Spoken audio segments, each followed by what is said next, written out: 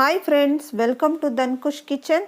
ಇವತ್ತು ನಾನು ನಿಮಗೆ ಜಜ್ಜುಮುಲಂಗಿ ಸಾಂಬಾರು ಹೇಗೆ ಮಾಡೋದು ಅನ್ನೋದನ್ನು ತೋರಿಸ್ಕೊಡ್ತೀನಿ.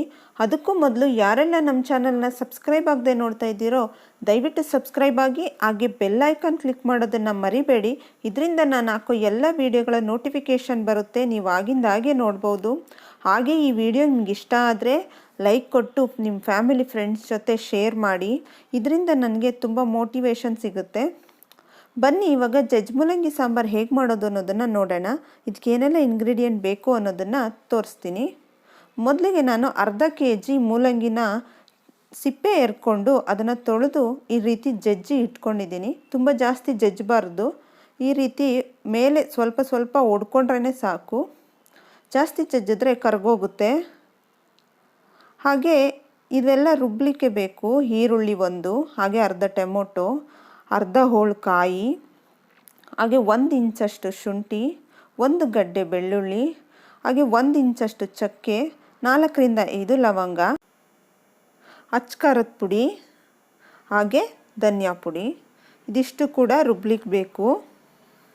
ನಾವಿಲ್ಲಿ ಯಾವುದನ್ನು ಕೂಡ ಫ್ರೈ ಮಾಡಿ ರುಬ್ಕೊಳ್ಳಲ್ಲ, ಎಲ್ಲ ಹಸಿಯಾಗೇ ಹಾಕ್ಕೊಂಡು ರುಬ್ಕೋತೀವಿ. ನೆಕ್ಸ್ಟು ಸ್ಟವ್ ಆನ್ ಮಾಡಿಕೊಂಡು ಕುಕ್ಕರ್ ಇಟ್ಕೊಂಡು ಅದಕ್ಕೆ ಸ್ವಲ್ಪ ಎಣ್ಣೆನ ಹಾಕ್ಕೊತಾ ಇದ್ದೀನಿ. ಮೂಲಂಗಿನ ನಾವು ಇದರಲ್ಲಿ ಹಾಕ್ಬಿಟ್ಟು ಫ್ರೈ ಮಾಡಬೇಕು. ಎಣ್ಣೆಯಲ್ಲಿ ಸ್ವಲ್ಪ ಹೊತ್ತು ಫ್ರೈ ಮಾಡಬೇಕು, 1 ನಿಮಿಷ ಫ್ರೈ ಮಾಡಿದ್ರೆ ಸಾಕು.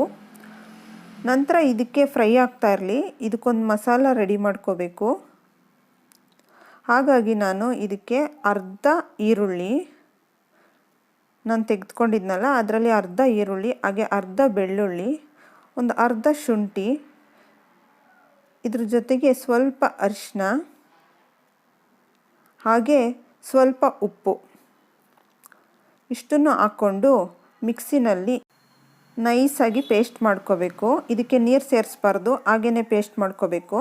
ನೋಡಿ ಈ ರೀತಿ ಬರಬೇಕು, ಪೇಸ್ಟ್ ಆಗಿದೆ ಇದು. ಇವಾಗ ಇದು ಕೂಡ ಸ್ವಲ್ಪ ಹೊತ್ತು ಫ್ರೈ ಆಗಿದೆ. ಇವಾಗ ನಾವು ಪೇಸ್ಟ್ ಮಾಡಿದ್ವಲ್ಲ ಅದನ್ನು ಇದರಲ್ಲಿ ಹಾಕ್ಕೊಬೇಕು. ಹಾಕ್ಕೊಂಡು ಅದನ್ನು ಕೂಡ 5 ನಿಮಿಷ ಚೆನ್ನಾಗಿ ಹುರ್ಕೋಬೇಕು. ಅದರ ಹಸಿ ಸ್ಮೆಲ್ಲೆಲ್ಲ ಹೋಗೋವರೆಗೂ ನಾವು ಚೆನ್ನಾಗಿ ಹುರ್ಕೋಬೇಕು.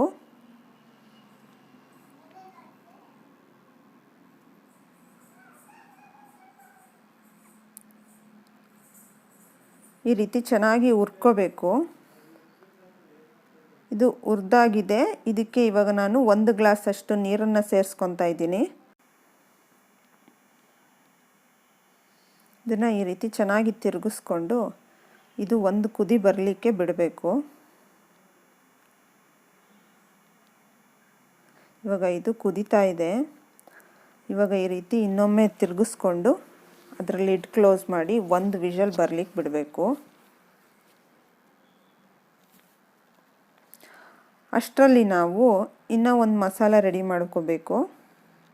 ಅದಕ್ಕೆ ಉಳಿದಿರುವಂಥ ಎಲ್ಲ ಇಂಗ್ರೀಡಿಯೆಂಟ್ನೂ ರುಬ್ಲಿಕ್ಕೆ ಹಾಕ್ಕೋಬೇಕು. ಈರುಳ್ಳಿ, ಬೆಳ್ಳುಳ್ಳಿ, ಹಾಗೆ ಚಕ್ಕೆ, ಲವಂಗ, ಶುಂಠಿ, ಟೊಮೊಟೊ, ಹಾಗೆ ಕಾಯಿ ತುರಿ. ಇದರೊಟ್ಟಿಗೆ ನಾನು ಪುದೀನ ಮತ್ತು ಕೊತ್ತಂಬರಿ ಕೂಡ ಹಾಕ್ಕೊಂಡಿದ್ದೀನಿ. 1 ಸ್ಪೂನಷ್ಟು ಅಚ್ಕಾರದ ಪುಡಿ, ಹಾಗೆ ಅರ್ಧ ಸ್ಪೂನಷ್ಟು ಧನಿಯಾ ಪುಡಿ, ಅರ್ಧ ಇಂದ 3/4 ಸ್ಪೂನಷ್ಟು ಹಾಕೋಬೋದು. ಇದಕ್ಕೆ ನಾನು ಪುದೀನ ಮತ್ತು ಕೊತ್ತಂಬರಿನ ಸ್ವಲ್ಪ ಸ್ವಲ್ಪ ಸೇರಿಸ್ಕೊಂಡಿದ್ದೀನಿ, ಅದನ್ನು ಮಿಸ್ ಆಗಿದೆ ವಿಡಿಯೋದಲ್ಲಿ. ಸೊ ಈಗ ನುಣ್ಣಗೆ ಪೇಸ್ಟ್ ಮಾಡಿ ತೊಗೊಂಡು ಬಂದಿದ್ದೀನಿ. ಈ ರೀತಿ ನೈಸ್ ಪೇಸ್ಟ್ ಆಗಬೇಕು. ಇದು ವಿಷಲ್ ಹೋಗಿದೆ, ಇದಕ್ಕೆ ತೆಗೆದ್ಬಿಟ್ಟು ಈಗ ಮಸಾಲನ ಇದಕ್ಕೆ ಸೇರಿಸ್ಕೊಬೇಕು. ಸೇರಿಸ್ಕೊಂಡು ನಮಗೆ ಎಷ್ಟು ನೀರು ಬೇಕು ಅದಕ್ಕೆ ಅಷ್ಟು ನೀರನ್ನು ನಾವು ಇದಕ್ಕೇ ಸೇರಿಸ್ಕೋಬೇಕು.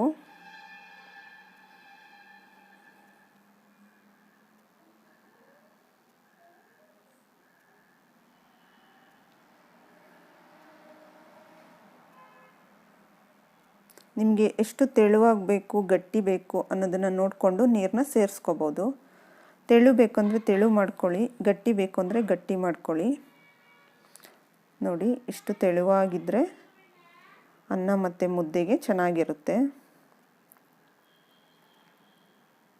ಇವಾಗ ಇದಕ್ಕೆ ರುಚಿಗೆ ಎಷ್ಟು ಬೇಕೋ ಅಷ್ಟು ಉಪ್ಪನ್ನು ಸೇರಿಸ್ಕೊಳ್ಳಿ.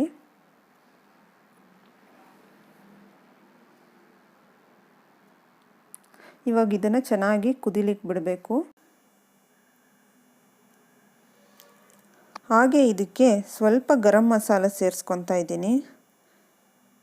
ಗರಂ ಮಸಾಲ ಹಾಕೋದ್ರಿಂದ ಅದರ ಟೇಸ್ಟ್ ಜಾಸ್ತಿ ಆಗುತ್ತೆ, ತುಂಬ ಚೆನ್ನಾಗಿರುತ್ತೆ. ಸೊ ಇದನ್ನು ಲಾಸ್ಟಿಗೆ ಸೇರಿಸ್ಕೊಂಡು ನಾವು ಚೆನ್ನಾಗಿ ಮಿಕ್ಸ್ ಮಾಡ್ಕೋಬೇಕು.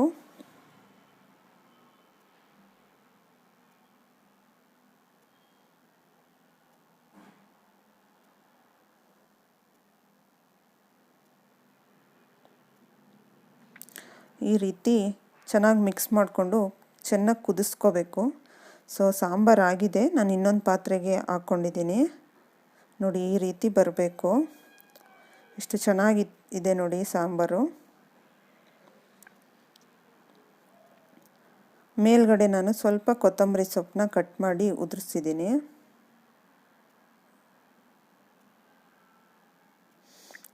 ತುಂಬ ಟೇಸ್ಟಿಯಾಗಿತ್ತು.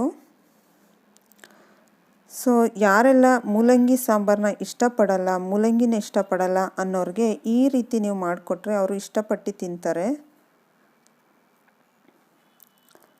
ತುಂಬಾ ಟೇಸ್ಟಿಯಾಗಿತ್ತು. ಸೊ ನೋಡಿದ್ರಲ್ಲ, ಈ ವಿಡಿಯೋ ನಿಮ್ಗೆ ಇಷ್ಟ ಆಗಿದೆ ಅಂತ ತಿಳ್ಕೊತೀನಿ. Thanks for watching.